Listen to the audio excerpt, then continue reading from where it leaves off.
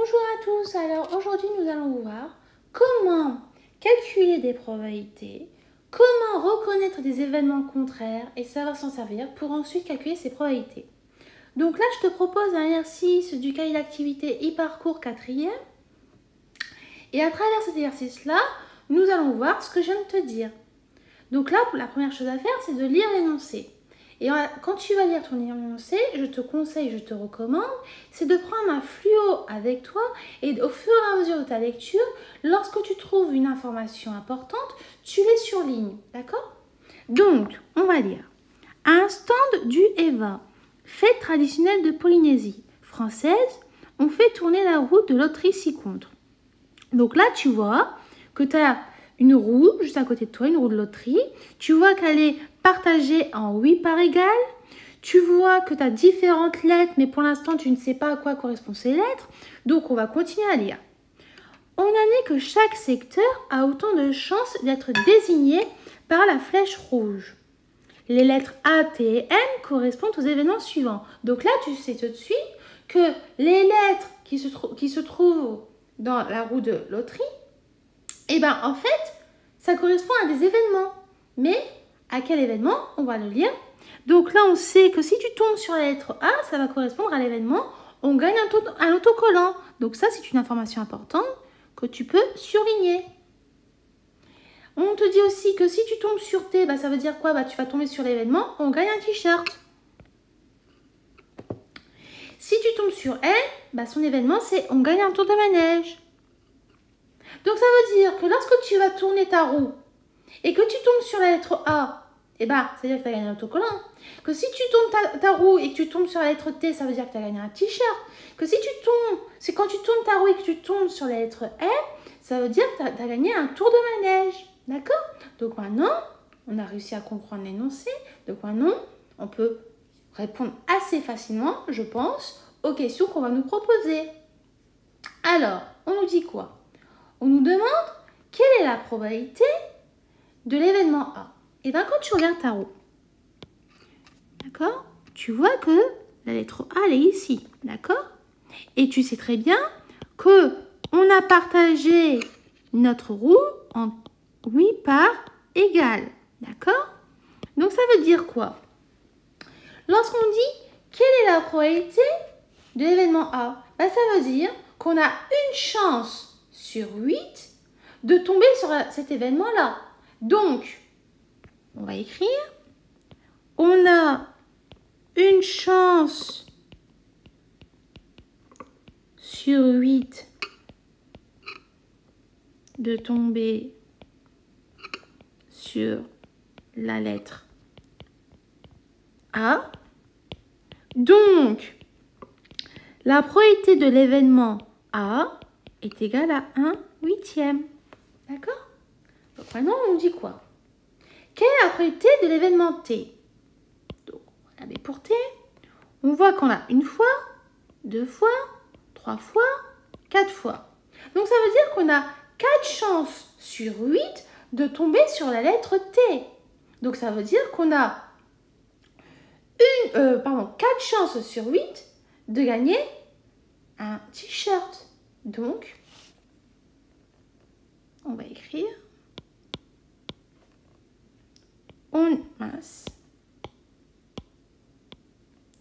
on a 4 chances sur 8 de tomber sur la lettre T.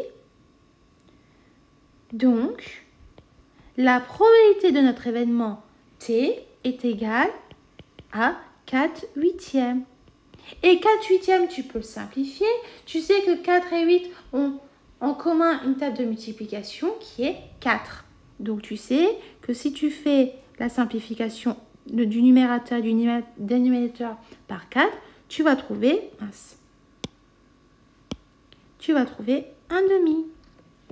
Donc, la probabilité de l'événement T est de 1/2. D'accord? Donc, maintenant, on va continuer. On nous dit quoi? On nous dit maintenant, quelle est la probabilité de l'événement M? Donc là, l'événement M, regarde, on l'a une fois, 2 fois, 3 fois. Donc ça veut dire quoi? Eh bien, on a 3 chances sur 8 de tomber sur la lettre M et de gagner un tour de manège. Donc on va noter ça. On a 3 chances sur 8 de tomber sur la lettre M et aussi de gagner un tour de manège. Donc, la probabilité de l'événement M, c'est égal à quoi? Donc, la probabilité de l'événement M est égale à 3/8. D'accord?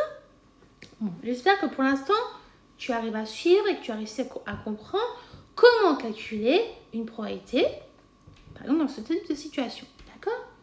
Maintenant, on nous dit, exprime à l'aide d'une phrase ce qu'est l'événement non A. Donc là, tu vois, ça, c'est une information importante. L'événement non A. Comme tu sais très bien, comme tu l'avais vu en cours, l'événement non A, c'est l'événement contraire de A. D'accord? Donc, ça veut dire quoi? On nous dit quoi? L'événement A, on sait que c'est on gagne un autocollant. Donc, l'événement contraire de A, c'est on ne gagne pas d'autocollant. D'accord? Donc, on va écrire. Donc, non A, ça correspond à l'événement on ne gagne pas d'autocollant. Donc là, l'événement non A, c'est l'événement contraire de A. Donc l'événement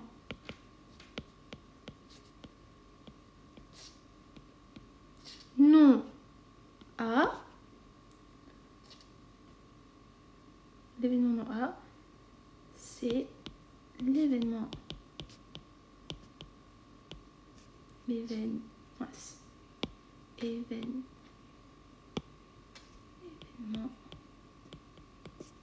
contraire de A. D'accord? Donc, si on te demande de calculer ça, comment tu vas faire ça? Tu sais que d'après le cours, la probabilité de l'événement non A, c'est égal à 1 moins la probabilité de l'événement A. D'accord? Or, on sait quoi? On sait que la probabilité de l'événement A, c'est 1/8. Tu l'as calculé à la première question, à la question A. Donc, tu vas faire 1 moins 1/8. Et là, tu dois mettre sous le même dénominateur. Donc, ça te fait 8 moins 1 sur 8 chacun. Donc, c'est comme si tu faisais 8 moins 1 sur 8. Et tu vas trouver 7/8. Donc, la probabilité de l'événement non A est égale à 7/8. Voilà, donc j'ai terminé d'expliquer comment calculer une probabilité, comment reconnaître des événements contraires et comment calculer